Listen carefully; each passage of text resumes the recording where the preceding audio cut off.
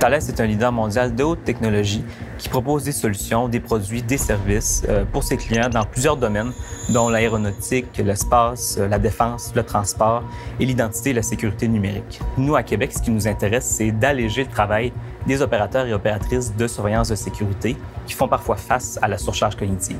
Donc, ce qui nous a poussé à collaborer avec le CIMI, c'est le fait que, normalement, chez les opérateurs, il y a des tendances à négliger du contenu ou à trop se concentrer sur du contenu inutilement.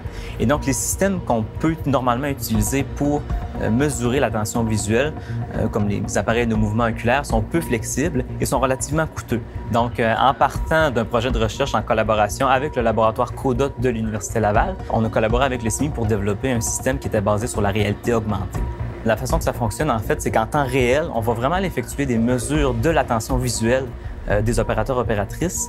Puis, suite à ça, on va analyser en temps réel également et on va présenter les notifications qui vont orienter l'attention, qui vont encourager peut-être les surveillants à mieux séparer leur attention parmi le contenu à surveiller. La réalité augmentée nous apporte vraiment un avantage en termes de flexibilité, en termes de mobilité également. Donc, on n'a pas besoin nécessairement de se connecter sur l'interface de surveillance pour présenter des notifications.